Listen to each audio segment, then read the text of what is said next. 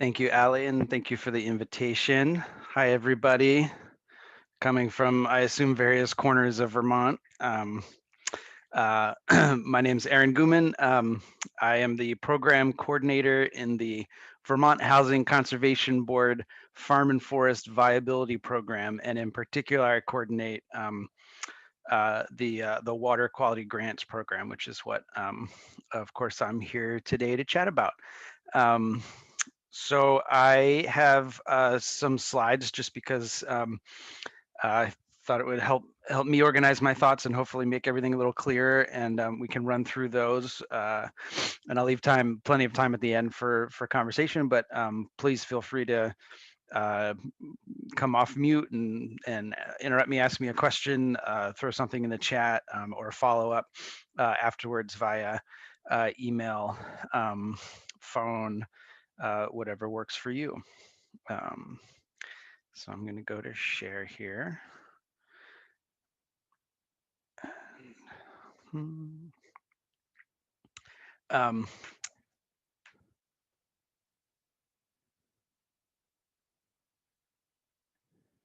right, is everyone, I just want to confirm, are you seeing my presentation and notes or just the presentation?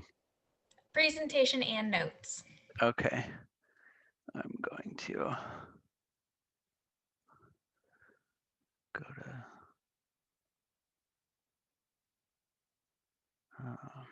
to, sorry, I am mostly used to Google Slides, and I should have looked at this ahead of time. I thought I had it down. No, don't worry.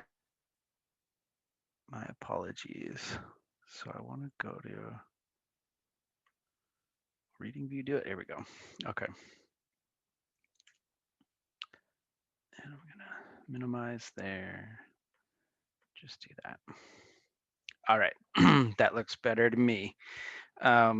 So I'm just gonna I'm gonna focus mostly on the water quality grants program, but I also just wanted to take a second to just talk about the farm and forest viability as a whole and the organization we're nested in.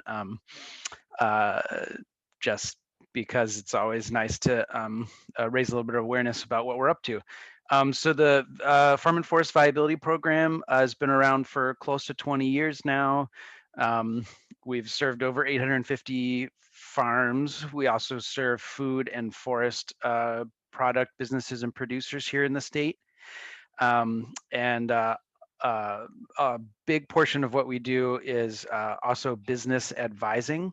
So we have our water quality grants program, and we offer business advising services, both linking farmers and producers up directly with business advisors who contract with us to help things with financial analysis, accessing resources and specialists, planning investment, strategic planning, transfer planning. And then also we support a number of organizations in the network, including the Intervale, the Center for an Ag Economy, Land for Good, NOFA, and some other programs that you folks are, I'm sure, all aware of. So today I wanted to just briefly overview VHCB, talk about viability within VHCB, just touch on our services, like I already said, water quality grants program, wrap that up with some talking points and further resources for when you're out there doing outreach with producers. And then I'll throw up my contact info at the end, and we can take any questions that you folks have.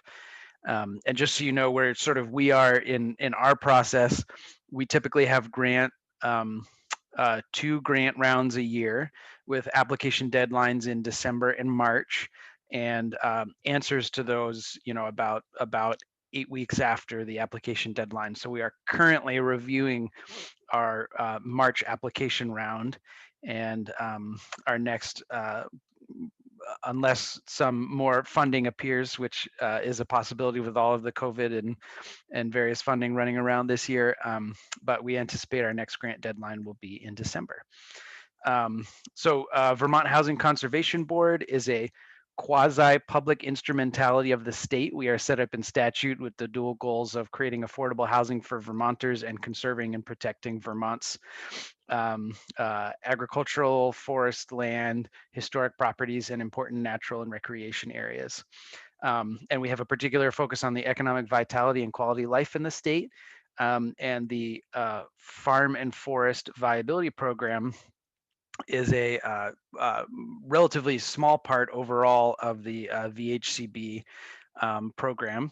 But we have in FY19 and 20 leveraged over $160 million in investments. This is actually there's been a whole lot more money for COVID, particularly for housing for homeless, creating more affordable housing and homeless housing units recently. We work on historic preservation. We have a lead abatement program, affordable housing, land conservation. We partner with organizations all throughout the state. And actually, through the Viability program, we work throughout the Northeast as well. So we have a very wide-ranging impact, and just wanted to sort of give a little bit of context in case anyone was sort of unaware of where the Viability program sits. In our business planning support, we have found that a third of clients engaged in transfer or succession planning. 76% of beginning farmers who have engaged in our services have successfully secured farmland. So we are working on a lot of farmland access. And over half of retiring farmers who have used our services have done a successful farm transfer, which I'm sure we all know is so essential for the future of our state. So we have land conservation and business planning support. The farmland succession is a big part of that. Farmland succession planning, not as much of the water quality grants program, but just wanted to plug, as you're out there talking to producers, you can send them to our website, send them to our partners that we support through the network, and also to our colleague here at Viability, Mariah Noth, who handles all the intakes for folks who are interested in business advising services. So think of us for referrals for anything from a farmer who needs help with their sorting out their books and getting their finances in order, doing growth planning, business transfer, retirement, website and marketing. There's kind of a wide range of business advising services that we offer. And actually, I personally originally found the Viability program when I was operating a grass-fed and finished beef business in Calais, Vermont, and sorely needed and received some services to help us sort out our books and our business strategy, strategic planning. This is just one of our clients, Ayers Hill Farm in Berkshire, who was involved in business advising services with us and subsequently received a water quality grant. So we have multiple opportunities for producers to engage in our programs. And we also did a lot of COVID response and recovery coaching last year. We ended up helping over 500 businesses with emergency planning, pivoting to meet changing markets and business demands, and also we helped over 400 businesses access funds within the Agency of Ag COVID relief programs. Close to 60% of which were dairy farms. So just some of the snapshots of what we've seen going on in the last year, as I'm sure we've all seen things changing. So we have sort of two major current grant programs. Our business plan implementation grants are open to farms who have completed a business planning process with us. And these are sort of open when we have funds that we're able to devote to this. We don't have a date set for the next round yet, but hoping that we will. Those are kind of pretty far open for anyone who's accessed our services, from things like fencing to things like a new delivery van or solar panels for an off-grid farm, refrigeration units, those sorts of things. So those are kind of a little bit more widely open. And then our water quality grants. Last year in fiscal year 20, we made close to $1 million in awards that leveraged over $3 million in matching funds. And these are our support for on-farm investments in water quality improvements throughout the state. Our funds are capital funds from the capital bond funds from the legislature. So we have some particular constraints around them, which you'll see as I kind of run through the talking points here. I haven't seen any questions or anything pop up yet, but anyone feel free to interrupt me at any point. So I'm just going to kind of run through a few of the talking points. Our program's not super complicated. Let me just say we have about a similar amount of funding for FY21 that we're working on, and our grants vary in their competitiveness per round, sort of on, we have typically $400,000 to $500,000 per round, 2 rounds per year, or 2 rounds per cycle in December, March, so fiscal year, and and they vary. Our current round has close to $1.2 million of requests for a little under $450,000 in requests. Our previous round, we were able to fund, every project basically that was deemed, sort of shovel ready and eligible. And this round will be, anticipating that we'll be funding around a third of requests. So, which is a little bit more typical, would be sort of funding around half to a third of requests. But we are also seeing, some changes in trends, more requests for equipment, no-till seeders and other equipment, that would also be sort of the SEEP grants through the Agency of Ag, and the SEEP program has also been funding, I think, around a third of requests at this point. So, we're sort of tracking trends over time, and we'll be working with our partners in the legislature and the agency to try and figure out responding to changes as we can. Our review process is sort of a 2-step process. We have an internal staff review that are just members of the VHCB, and then it goes to a review committee comprised of folks from partners across the state, including the chaired by Diane Bothfeld from the Agency of Ag, and including partners from agencies and organizations across the state, as well as farmer representatives and community members. So, just what I'm calling some talking points, some sort of basics to run through as you're thinking about us and talking to producers. Our grant amounts are between $5,000 and $40,000 and require a 1-to-1 match. So for every dollar that we grant, we require that there is another dollar coming from another source. Other grant sources can count as those matches, and a typical grant for us would be contributing towards the portion of a project which may not be covered by BMP, the Best Management Practices program from the Agency of Ag, or through an NRCS contract. So our funding is the most flexible of state dollars that are available for water quality, and are often paired with BMP and NRCS program funding. to sort of plug some of the gaps. If BMP is funding up to 90% of a project, on a $2, $3, $4, $500,000 manure management project, that 10% can leave quite a gap for the farmer. And we are often seeing requests and making grants for making some of those kinds of projects a little bit more possible for farmers.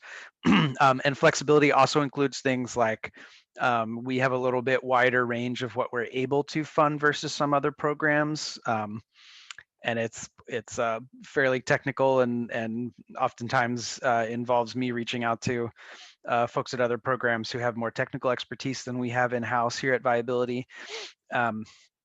But that could include, things like a manure pump that is needed for a manure management system that is being paid for by a BMP and NRCS contract, and for some reason the pump is needed to move the manure from point A to point B for application or for collection, and the programs are not able to cover it, and that piece of equipment that might be a $18,000, $20,000, $25,000 pump. So there are situations like that where we get specific requests to cover aspects of a project that are not coverable by another source. So applicant eligibility.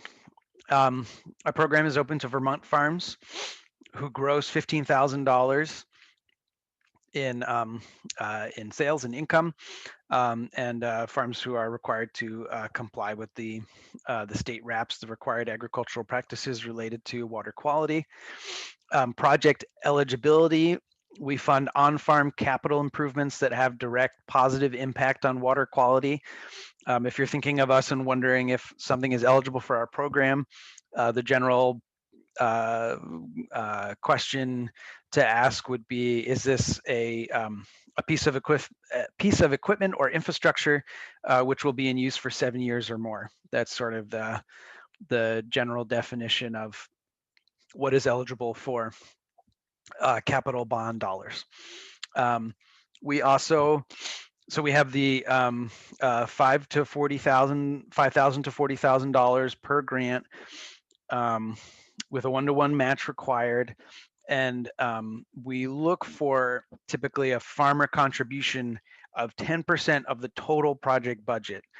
So if we had a $100,000 project in total, we could offer up to $40,000 towards the project, and would be looking as a starting point as for the farmer to be contributing 10% of that through cash, loan, or in-kind labor. Any labor or sometimes materials that are contributed to the project which are not funded or reimbursed by another funding source. But we often make exceptions to this. We have a place in our application where we can consider, and we do consider this in many cases, current milk prices, the current low or non-existent margins of operating a dairy business in our state, and the current economic situation, and we do fund projects which sort of critically need our funding. So farmer contribution is something to think of, but is not a barrier to accessing our funds either. So when you're thinking of projects, you can think of us for construction, renovation, or upgrades to farm infrastructure, and the purchase of equipment which will be used frequently, is essential to the operation of the business, cannot be rented, or if it can be rented, is difficult to rent. We do fund equipment like no-till equipment, which can be rented through a custom operator, but in many cases we hear from farmers that they are of a sufficient size where they weren't having their own equipment, or they are seeing it more and more demand on the custom operators, and they can't, the timing isn't right for the weather in the spring, or they're missing out on application, or it's just frankly too expensive to rent, um, and equipment, which leads to innovative farm practices related to water quality. So as I was saying, we have seen an uptick in equipment. Um, uh, we've seen more requests for equipment over time. Here we go. So some examples of projects that you might keep in your mind as you're talking to producers and thinking of us would be new or upgraded manure pits.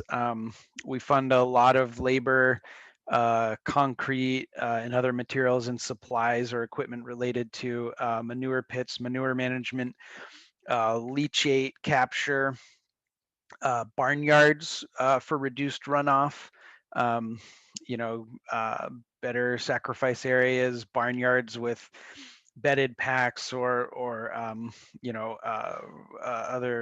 other runoff capture, no-till seeders, no-till planters, barns with a manure management component to them. We fund a lot of barns, winter housing, permanent fencing and laneways for grazing establishment, particularly rotational grazing or other management practice changes or uh, improvements related to water quality and sort of managing for water quality, such as rotational grazing. We don't see a ton of these, but we do see them, and they often are funded. Um, our program is open to any farm who meets those requirements I talked about earlier, the 15,000 gross and compliance with the RAPs. So that includes many veggie farms, but historically we have never funded a farm that was not either a dairy or livestock operation, um, because our ranking is, our charge as a program is to address water quality issues. And when we have so many manure management issues to address, and runoff compaction issues to address throughout the state, veggie farms, or I should just say non-livestock operations, typically just um, don't rank very highly. And I'll add to the project list milk house waste management, milk house runoff. I've seen a number of different projects in that sort of vein, and our projects are. We have no in-house technical expertise. We don't have an engineer or sort of technical assistance professional on staff, which is another reason that we often fund projects that have NRCS or BMP or Agency of Ag involvement, because that means that there's a technical service provider or an ag engineer who is doing that due diligence check for us, that we can trust that the project is having a positive water quality benefit. That's sort of what I've got. Like I said, our program's fairly simple and straightforward. I just wanted to kind of give a little overview without too much overload, and give you some ideas of what to think about when you're thinking of us. There's my contact information. Feel free to reach out or have folks reach out to me if they're interested. Love connecting with service providers, technical assistance folks, so that you're our partners are aware of what we're doing, and thinking of us as you're talking to producers. On our website, VHCB.org, Viability Program, you find our water quality grants. You can also obviously find our business advising services on there. But there's 3 forms. You'll find our application, our checklist, which is we look for the basic 8 to 9 page application, and we look for maps, quotes for equipment if equipment is involved in an application, as well as some farm financials. We're looking for sort of getting a profit and loss balance sheet, ideally some cost projections. These are not barriers to someone applying, but we, are looking at, business viability as a portion of our grant review process, with the intention of sort of funding, uh, you know, water quality improvements that will be in play for the long term. One of the reasons that we look at that. And we're also working on creating an all electronic application. Currently, it's a fillable PDF, and we've been working in-house on getting a sort of trying to streamline our application process. So hopefully we'll have a new application launched for next round, and we've got the summer to work on it. So um, that's sort of what I've prepared, and love to take some questions or um, any feedback folks have on the program. I've been here at Viability for about 8 months. Many of you may have known Katie Michaels, who served in my position prior to running off to Yale to get a double master's degree.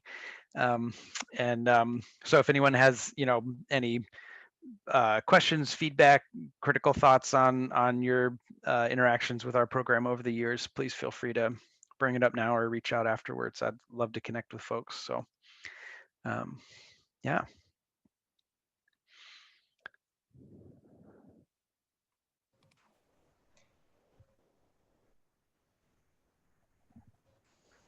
Thanks so much, Aaron. You touched upon it a bit in the, oh, I'll turn my video on, in talking about combining cost share resources. Could you expand a little bit on farmer contribution, and sometimes when there's challenges there for cost share, what are unique ways that you've worked with other programs to make projects happen? Sure. Well, like I said, so we have the farmer contributions, actually something that we're always sort of contemplating and thinking about, and might be doing an overhaul on our program to just think about access and um, sort of what that means, and not having barriers to the program. The sort of intention from the legislature when they set up the program was to have some contribution from, particularly because we are flexible to fill in, say that 10% that BMP won't cover beyond, 90% of a project cost, that having some farmer contribution would mean that the, somewhat, based on the need that we see, the limited or, inadequate funding that we see could be, most widely deployed throughout the state by having farmers contribute. The most frequent match that farmers contribute is labor or materials. So, many times, for instance, a farmer, on a manure pit project, for instance, on a dairy farm, there's a significant amount of equipment already on site, and the farmer may say, I'm contributing 200 hours of excavation. I'm going to prep the site and clear it, use my dump truck, and there's a very simple form that they submit to us in the budget of the application, and then at the end, our disbursement form process is 2 forms plus receipts, 2 to 3 pages of forms plus receipts. So it's probably one of the more simple disbursement processes across water quality programs, at least from what I hear from farmers and what I've seen in other paperwork. So, someone might say I'm contributing 100 hours at, a fair market value of $150 an hour for excavation, or I'm renting my dump truck to the project. And we often see folks meeting the match through that way. And we also have a place on the application, and frequently make exceptions to that where someone says milk prices are down, I just don't have the funds to pay for infrastructure, and we make a grant anyways, because there's a water quality need and they ranked highly in our review process round, and because without our funding they may not be able to make that $40,000 can really make or break a project for folks. you know uh, the amount of, as probably all of you are aware, the cost of the cost of waste management infrastructure projects is often quite outsized to the current profitability state of businesses. You know, that we could see a manure pit that costs several times the gross income of a dairy farm, let alone many times more than that, their sort of like take home net. Or if a farmer's recently made a big investment in another piece of infrastructure on their farm, we would also definitely take that into account. If they've recently invested in new milking equipment or a different upgrade on their farm that's showing that they're sort of reinvesting in their operation, we also take that into account. So we're quite flexible, I think, is the how I'd like to sort of summarize that. Great. I just have one follow-up question to that, and then I see Chip also has his hand up. So maybe I misunderstood in the past, but I thought that there was like a 90% cap of project costs that could come from public funds like BMP, NRCS, anything like that. So does the VHCB Farm and Forest Viability Program have some like private non-legislative mandated funding that they can use to cover that, or does that stipulation just not exist? The stipulation does not exist for our project. I think that is where we see that 90% cap for BMP, but we have funded projects up to or close to 100% of cost. We do always, if there is BMP funding, we coordinate with agency partners there to sort of verify or make sure that we're not going over 100%. But if there is demonstrated need and it has been the budget has been approved, as a part of the application process, or in rare cases sometimes afterwards, then we are able to fund beyond that 90%. Great, that's really good to hear. All right, Chip, you have a question? Yeah, thanks. I was wondering if you could touch on any requirements for compliance with Agency of Ag and ANR water quality regulations for eligibility, as well as applicability of Act 154 good standing certifications for applicants. Sure. Yeah. And I'll just qualify this by also saying, as I said, I'm new to the position as of August and haven't run into a lot of the intricacies of compliance issues as of yet in our process. But our general process is that, it's stipulated in the application that we're in touch with folks at the Agency of Ag to check on compliance issues. If a farm is out of compliance but actively working to address issues with the Agency of Ag, and we get that verification from the agency itself, then we are able to fund a project if the agency is on board, which because Diane is the chair of our and we are working with staff also to review each to check on the regulatory or compliance status of each applicant.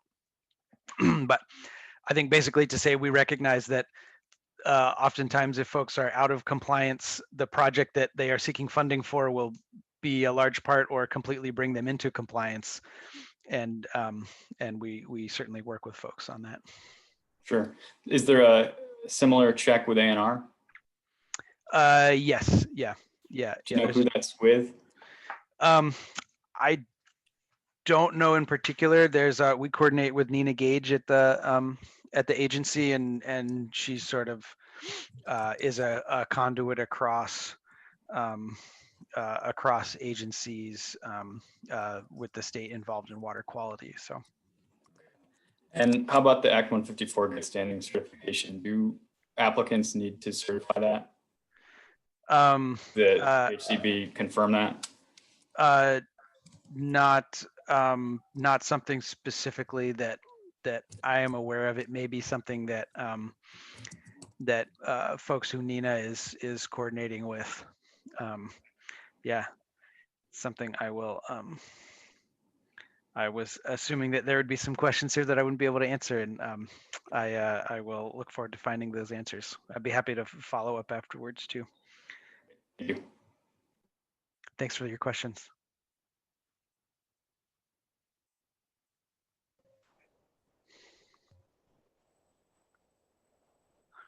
Other questions for Aaron?